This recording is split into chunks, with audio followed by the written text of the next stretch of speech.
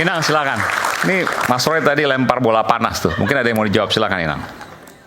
Saya tidak menganggapnya bola panas. Jadi tadi kan kesimpulan 2020. Ini belum 100 hari udah bicara soal perebutan kekuasaan 2029 soalnya. Iya, kita tadi kan melanjutkan bicara mitigasi ya. Mitigasi itu bukan hanya dalam soal politik saja. Mitigasi terhadap korupsi penting sekali. Saya ini kan salah satu pendiri KPK yang melihat bahwa kita itu tidak bisa mencapai mau dia upaya apapun dari sisi ekonomi, dari sisi demokrasi, dari sisi sosial dan budaya, semua rusak karena masih ada korupsi di mana-mana. Mitigasi terhadap bencana juga. Kita berada di sini, saya ikut prihatin terhadap saudara-saudara kita yang masih terkena banjir dan longsor. Mereka tidak bisa merayakan tahun baru. Kenapa? Karena mungkin uang untuk memperbaiki dan untuk mitigasi itu dikorup juga. Jadi apapun masalah yang kita bahas di sini, baik secara teknologi tadi, mau secara politik, apakah antibody tergantung dari partai-partai politik? Saya pikir tidak hanya itu. Memang partai politik diberikan kekuasaan yang sangat tinggi di negeri ini ya. Namun apapun yang dihasilkan dari pilkada, pilpres dan pileg kita, itu kan adalah cerminan dari kita semua. Kenapa yang dipilih siapapun itu adalah hasil dari pilihan cara kita yang sepakat untuk berdemokrasi. Mungkin harus ditingkatkan pendidikan dari orang-orang yang memang selama ini masih paling rendah.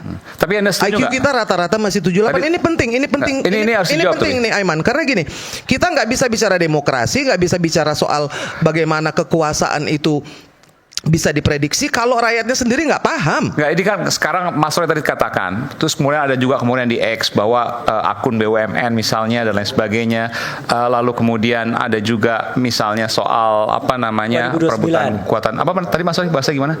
Ya 2029 nanti hati-hati. Nanti Begini Mas. Pak Prabowo tahun 2029 ataukah tahun 2045 persoalan masih akan tetap sama kalau cara berdemokrasi kita masih belum menjadi lebih baik. Karena partai politik memegang besar sekali kuasa dalam hal ini, ya kan? Partai politik sendiri harus mengakui dalam indeks persepsi korupsi dari 98 tadi bicara tahun 98 ya, ada 3 yang bermasalah. Judicial system, kepolisian, kejaksaan dan kehakiman pada waktu itu.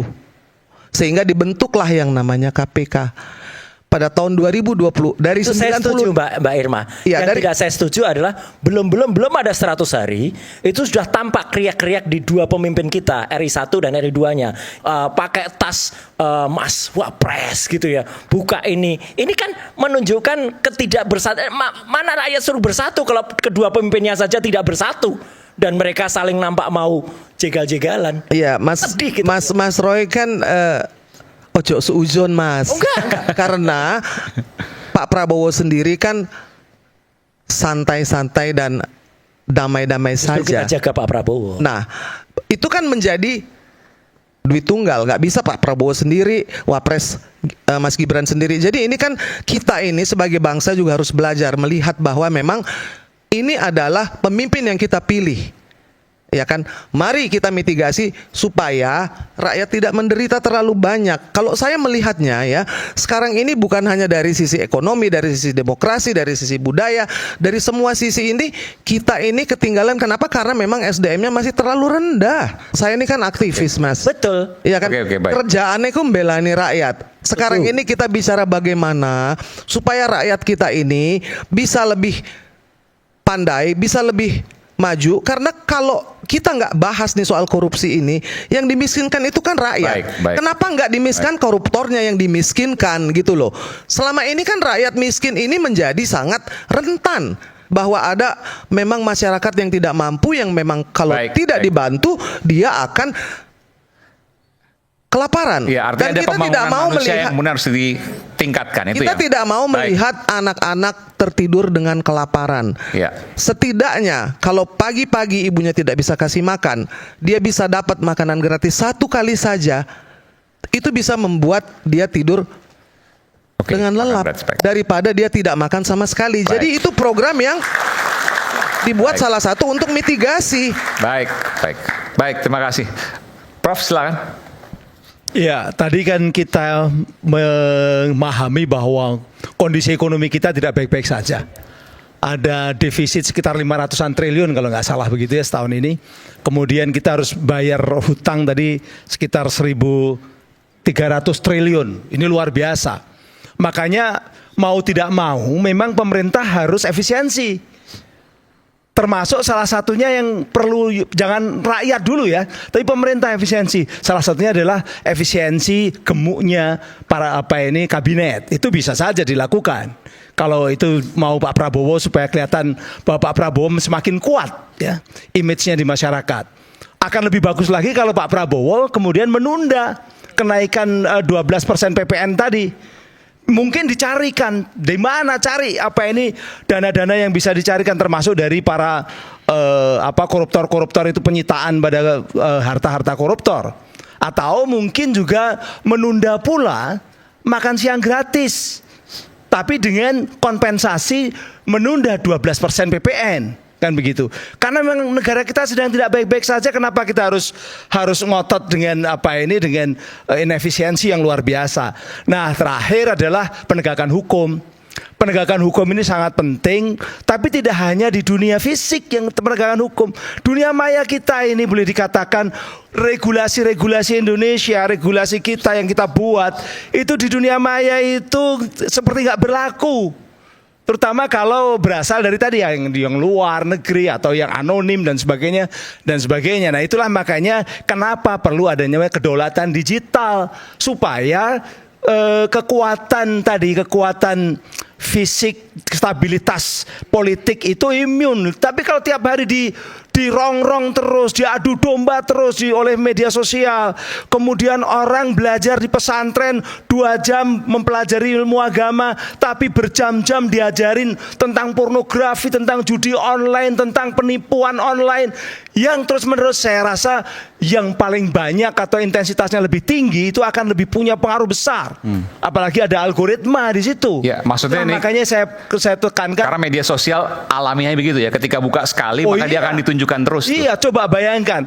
Misalnya saya punya anak bukan pesantren yang ngajarin itu tadi kan, anak saya belajar ngaji 2 jam, tapi kemudian dia buka HP selama beberapa hari, isinya bertentangan dengan itu. Kira-kira mana yang akan berpengaruh? Ya itulah, makanya kenapa negara perlu hadir di dunia digital, perlu hadir dalam kedaulatan digital. Di situ Mas, itu penting sekali untuk Indonesia masa depan.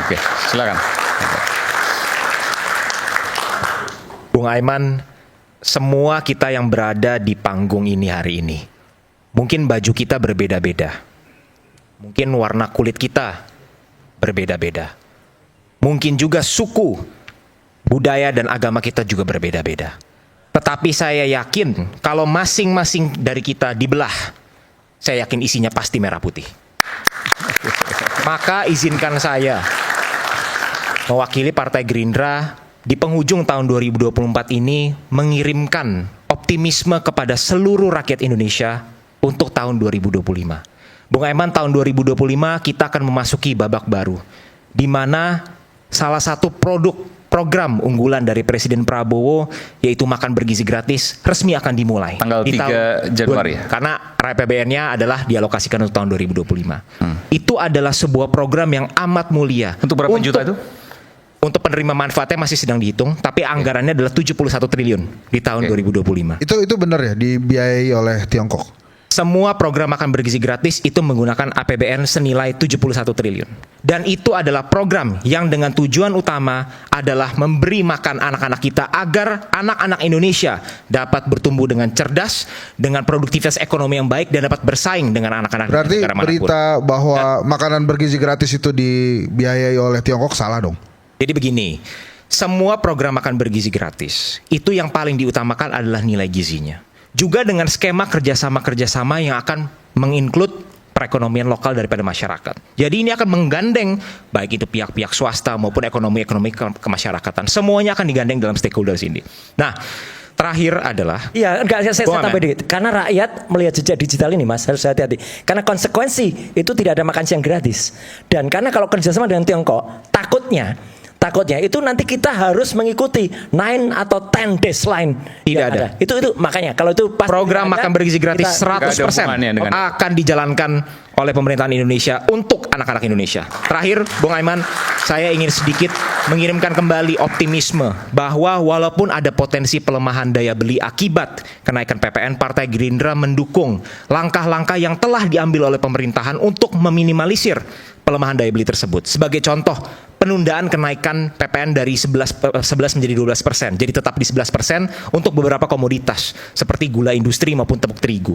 Juga ada beberapa komoditas yang sama sekali tidak dikenakan PPN, seperti beberapa bahan sembako seperti beras, telur, daging, susu tidak dikenakan maupun pendidikan dan juga kesehatan. Yang terakhir adalah insentif-insentif yang diberikan kepada masyarakat. Seperti contoh adalah diskon 50% untuk biaya listrik, token listrik untuk masyarakat yang tidak mampu. Per 1 Januari nanti ya. Per 1 Januari. Jadi kalau mau beli token tanggal 1 Januari. Dan jangan lupakan, Bung Aiman, pemerintah di dalam pipeline-nya juga saat ini telah menggodok bagaimana caranya kita bisa menaikkan nilai daripada PTKP atau penghasilan tidak kena pajak. Jika langkah-langkah ini diambil, maka insya Allah, kalaupun ada dampak pelemahan daya beli akibat kenaikan PPN, itu semua bisa dimitigasi, bisa diminimalisir oleh langkah-langkah tersebut. Yang terakhir adalah, Bung Aiman, efek kenaikan dari PPN 12% ini akan menyumbang pendapatan untuk negara. Kita mendukung pemerintahan, Partai Gerindra mendukung pemerintahan untuk mengalokasikan semua pendapatan ekstra tersebut untuk program-program yang dapat berdampak langsung kepada masyarakat. Seperti contohnya makan bergizi gratis, seperti contohnya Parlinsos. Parlinsos itu bisa berupa subsidi, Perlindungan. baik itu listrik, BBM maupun LPG, yang akan mampu membantu semua tingkatan masyarakat, baik dari kelas menengah sampai ke tingkat yang paling miskin, termasuk bantuan-bantuan sosial yang memang sangat dibutuhkan oleh rakyat Oke, Indonesia. baik. Jadi sekian dari saya, terima kasih Bung Aiman. Baik. Terakhir Bung Adian, silakan. Saya tuh sayang betul sama Republik ini. Kita semua sayang lah. Ya, kalau kemudian saya bercerita tentang 98 karena saya bertekad tidak boleh ada lagi peristiwa serupa terjadi, pemerkosaan massal, penculikan, sudah cukup. Biarlah itu menjadi kenangan buruk buat kami. Oke. Tapi di sisi lain, kenapa kok kita ngeliat arahnya ke sana gitu loh? Arah apa yang ke sana? Kondisi ekonomi dan sebagainya. Saya tadi mau minta stop soal perlinsos dan sebagainya, nggak usah kita omongin. Kenapa? Biarlah itu jadi domain kalian untuk mengerjakannya. Oke? Tapi tahu nggak bahwa dari semua problem ini tidak akan pernah bisa kalian lakukan sesuatu hal yang baik ketika situasinya tidak kondusif, ketika politiknya nggak stabil, ketika ketegangannya terjadi kemana-mana, ketegangan antar partai, ketegangan antara mereka yang berkuasa dan yang tidak berkuasa, itu sebagus apapun kalian berupaya mitigasi, kalau kemudian stabilitas politik itu tidak terjadi, nggak ada gunanya. Nah, kenapa saya bilang seperti itu? Itu potret 97-98 itu loh. Kalau tidak ada konflik politik saat itu, lewat kita seperti Singapura, seperti Vietnam, seperti Kamboja, cuma krisis 4-5 bulan selesai. Kenapa dia panjang? Krisis politiknya ikut di belakang krisis ekonomi ini. Kan ini begini loh Pak Aiman. Krisis ekonomi mengawali lalu diikuti krisis politik, bermuara pada krisis multidimensial, atau dimulai krisis politik, lahir ketidakpercayaan investasi, muncul krisis ekonomi, bermuara pada krisis multidimensial lagi. Sama. Nah, itulah pelajaran dari sejarah yang saya lewati. Oh jangan, ini berat bos, berat betul. Itu loh. Nah, makanya saya tidak mau kotak-katik. Teman-teman di Banggar kontak saya, Yan, situasi keuangan kita begini, berat, begini. Oke. Mitigasinya gimana? Coba pikirkan. Harus ada langkah yang kita buat. Tapi yang saya sampaikan, mau kayak apapun, oke, stabilitas politiknya ciptakan. Itu makanya Soeharto dulu lebih mengedepankan stabilitas politik dibandingkan stabilitas ekonomi. Anda jangan ganggu PDIP. Bukan, karena kalau kemudian stabilitas politik terganggu, stabilitas ekonomi pasti rusak. Itu loh. Nah, dalam situasi begini, ketika stabilitas politiknya tidak terjadi, mau kayak apapun hebatnya rumusan mitigasi nggak jalan. Itu loh. Nah, yang saya sampaikan, rumuskanlah mitigasinya. Situasi kita berat. Kedua, redakan ketegangan. Dengan kelompok yang sana, dengan kelompok yang sini, dan kelompok yang kesini. Kenapa 10 tahun pemerintahan Jokowi meninggalkan banyak jejak dendam yang belum selesai? Pilkada meninggalkan banyak jejak dendam yang belum selesai. Pilpres menciptakan banyak jejak luka yang belum selesai. Nah, bukan PDI perjuangannya maksud saya, tapi dendam-dendam luka-luka ini kita obati sebelum kita masuk pada momentum ekonomi yang sangat berat. Terima kasih. Ada tambahan dikit lagi mungkin karena tadi sebut. Cukup. Oke, dikit aja tapi silakan. Jadi menurut saya ada permasalahan yang bukan sedikit selalu dilupakan oleh pemerintah saat ini tentang komunikasi. Makanya tadi saya tanyakan kan, ini benar nggak dibiayai oleh Tiongkok? Maksud saya, kalau memang dibiayai, sampaikan. Saya udah dibantah tidak? Belum dibantah. Belum dibantah. APBN 71 triliun, betul demikian? Nggak dibantah. Nggak ada kaitan. Kan pertanyaan saya adalah apakah benar bahwa makan siang bergizi gratis dibiayai oleh Tiongkok? Kalaupun benar nggak apa-apa, tapi diomongin aja supaya masyarakat juga tahu apa kondisinya bangsa ini hari ini. Kalau tadi Bang Adian, Inang sudah menyampaikan, Mas Rio juga sudah menyampaikan, memang kondisinya ekonomi kita berat. Uang kita berat, kita nggak punya uang, ya udah ngomong aja. Rakyat Indonesia menurut World Giving Index itu dermawan nomor 1 di dunia. Jadi artinya kita oke kalau diminta membantu negara, tapi komunikasi yang benar. Jangan ada yang tidak transparan dan ditutup-tutupi. Kalau memang harus dibantu, bilang ke rakyat, kami perlu dibantu, negara ini perlu dibantu, rakyat akan bantu. Saya yakin itu. Datanglah dengan kerendahan hati pada rakyat. Pasti rakyat bergerak. Itulah maksud saya. Dikit ya, silakan. Jadi ini memang merupakan salah satu dampak diplomasi daripada Presiden Prabowo, di mana banyak sekali memang negara-negara yang membuka diri untuk membantu mensupport program-program dari pemerintah Indonesia, apapun itu programnya. Tetapi yang pasti satu hal, program makan bergizi gratis 100% adalah program dari pemerintahan Indonesia dengan alokasi anggaran 71 triliun dengan standarisasi ketat yang akan diatur oleh pemerintahan pusat dalam. Jadi tidak dibiayai oleh Tiongkok ya? Gizi nasional. Kalau memang ada pihak-pihak eksternal yang ingin membantu, maka Indonesia tidak akan menolak. Tetapi dengan catatan, Indonesia tidak bisa disetir, diatur oleh pihak manapun. Ini 100% merupakan kedaulatan dan program dari pemerintah Indonesia. Ya, terima kasih Rio. Saya tambahkan ya gini ya. Stabilitas politik itu gini salah satunya. Kok gua ngerasa PIK ini bakal lebih rame deh. Selesaikan. PIK itu Pantai Indah Kapuk maksudnya. Ya, setuju. Selesaikan. Itu bagian isunya maksudnya, bukan orang yang ke sana. Orang sana kan ramai emang. Bukan, ya isunya.